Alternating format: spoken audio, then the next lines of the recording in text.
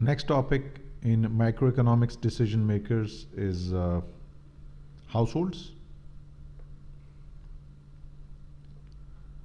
So what exactly your learning outcome says about this topic? Learning outcome statement says the students should be able to identify influences on spending, saving and borrowings between different households over time. How does income affect consumption, saving and borrowing? The rates of interests, and finally the confidence over a period of time. Okay, let's get started. Before we start, we need to know who are households. Households are individuals who consume goods and services. People are both owners of factors of production, land, labor, capital, and they are also consumers of goods and services. So these are the people we are interested in, the consumers of goods and services, individuals.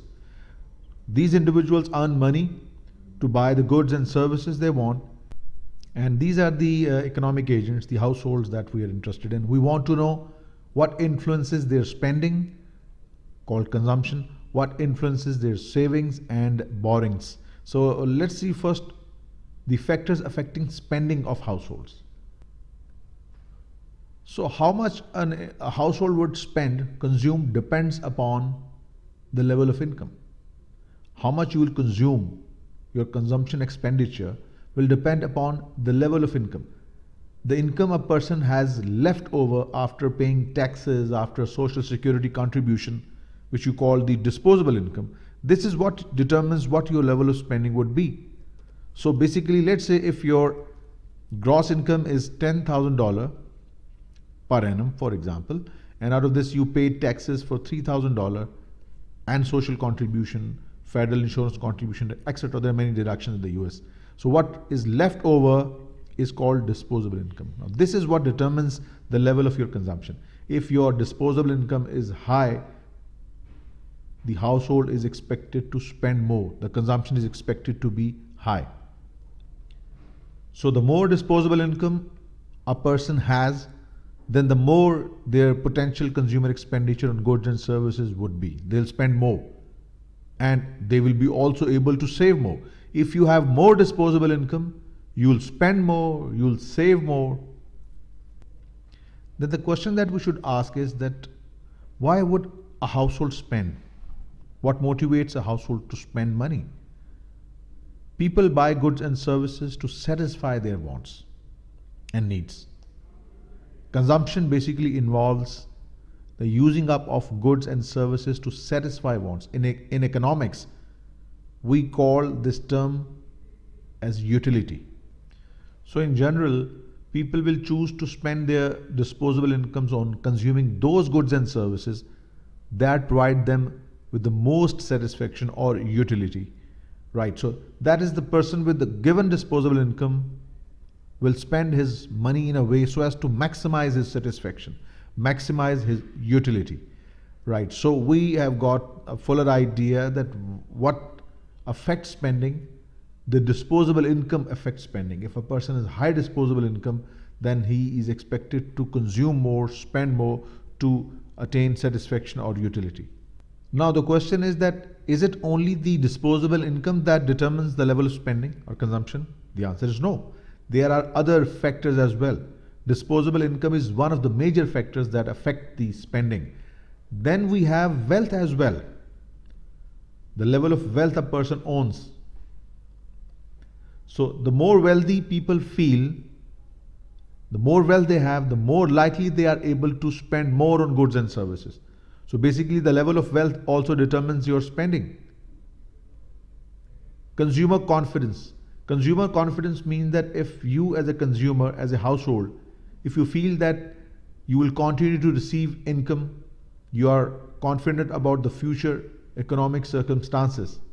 If consumers are confident about their jobs, about their incomes, then this might encourage them to spend more now. So having higher consumer confidence means household will spend more. Then the third factor is interest rates. If interest rates are low, you can borrow money from the banks and you can use that money for spending. And to the contrary, if the interest rates are high, people will try to save more. So if the interest rates are low, people will spend. If interest rates are high, the people will save for future consumption. Right, next, consumption patterns and trends. So we'll be discussing proportion of total income, different income groups, age, real income, more leisure hours, advancement in technology, health, consciousness, and environmental concern in this subtopic. All right, so coming on the first one, proportion of total income, the proportion of disposable income a person spends, known as propensity. For example, if you have $100,000 as your income and you spend 70,000 out of it, this is called propensity to consume. 70,000 out of $100,000, or tendency. Propensity means tendency to spend. 70% of your income is spent. So the propensity to spend or the tendency to spend depends upon many factors. It depends upon your level of income, as we discussed previously. Like people on the lower income levels, they tend to spend all of their money to meet the basic needs for food, for clothing, for housing, etc. But to the contrary, people on the high income may spend far more on luxury items, on leisure activities, etc. So your consumption depends upon your income group as well. Then consumption also depends upon age. Like for example, young people may spend more on fashionable clothing, whereas the older one will spend more on medication and healthcare. Real income, over the period, people have now started earning more. The level of incomes over the period have risen. So these higher incomes help people to spend more on satisfying their wants. So the real income over the period has increased, so that's why people spend more. More leisure hours. People work fewer hours now than many years ago. This has given people more time to spend for themselves. It has resulted in more spending on holidays, more spending on sporting activities, garden plantations, etc., etc. So advancement in technology has made available new goods and new services. So spending on DVDs and computers, mobile phones, big screen televisions, internet services, gaming consoles, etc. So these are the changing. So advancement in technology also has changed the consumption pattern of people. Health consciousness. People have become more health conscious. Now they spend more on sporting activities, more on exercise equipments, going to gyms, etc. Then environmental concerns. The concerns for environment has also resulted in demand for certain products which are less harmful, which are less pollutant. Now people are purchasing more items that are environmentally friendly, green technologies, the items that can be recycled. So that has been a major change over the period. Next, savings and factors affecting savings. Saving involves a person delaying consumption. What you do not consume is saving. So saving involves a person delaying consumption until some later time when they will use their savings for consumption. So just like consumer spending, which is dependent upon disposable income, your saving is also dependent upon your disposable income. If you have more disposable income, you can save more. All right. So what are the other factors that affect saving? We save for consumption. We save money now in order to make bigger purchase later on in the future. So consumption, delayed consumption could be one of the reasons why we save. Next, interest rates. Interest rates directly affect the level of savings. If the interest rates are high, people will save more. Interest is basically the return to savings. If you save money in the banking institution, you get rewarded in the form of interest. So if the interest rates are high, you will save more. Next, consumer confidence. If the consumers are confident that they will continue to receive income in the future, this would result in more consumption and less saving. And to the contrary, if people are little concerned about the future, then they will save more. So consumer confidence can directly affect the level of savings. If consumer confidence is high, then consumer will spend more. If the consumer confidence is low, they are a little careful about the future, they are concerned about the future, so they will save more. Availability of saving schemes. The more ways people can save, there are more options offered by different banking institutions or other financial institutions. If there are more options available, more ways people can save, then the level of savings in the economy would be higher. Next, saving patterns. Not everyone saves money even if they could. So it's totally a personal choice whether you want to save it or not. In general, the person who has higher disposable income will tend to save more. So in general, the higher a person's income, disposable income, the more they tend to save. But it also depends upon age. Young people, they tend to save less because they have lower incomes.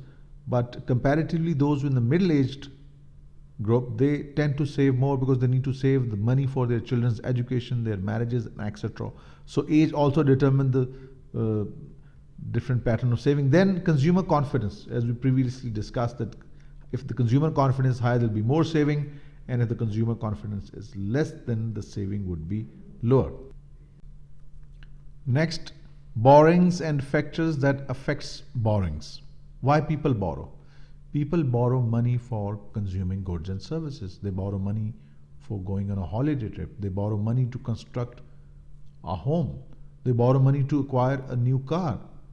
So borrowing is for consumption, for goods or services. So it's again a purely personal choice. Why would you borrow? Or you could have saved to acquire the asset yours with your own money. So how much you can borrow depends upon the level of wealth you have. Wealthy individual is more likely to repay the loan. So having wealth means that bankers would be willing to give you the loan and you have the capacity to pay back. Collateral. Whenever a loan is taken from any banking institution, you have to give some security. Property documents, shares, bonds, jewelry, personal guarantee. So some security must be given to the banking institution, and the banker will take it as a collateral, and then the loan is sanctioned, the loan is approved. So then consumer confidence. If a consumer is confident that he will continue to receive income, then he can repay the loan from his future incomes. But if the consumer confidence is low, then it will be difficult for the individual to repay the loan, so the level of borrowings would be lower. Availability of credit also determines the level of borrowings in an economy. If there is more credit available through banking institutions, through different financial institutions, then the borrowings level would be higher. Problems with the borrowing is that if you keep on borrowing, you will keep piling up the burden. You may have to pay interest, which might become difficult to manage if the incomes do not increase with the same speed. And if you're unable to pay, then there is a risk of bankruptcy. Bankruptcy means that you are unable to make the payments of interest and principal to the bank. Bank will take over your assets, dispose them off, and if anything is left, is given back to you. And if you have constructed a home on loan called mortgage, and if you're unable to make the payments to the bank will take possession of your home and it will foreclose it, meaning it will simply be sold, and if any amount is left after meeting the bank's loans requirements, it will be given back to you. So that completes your households, borrowings, consumptions, and savings.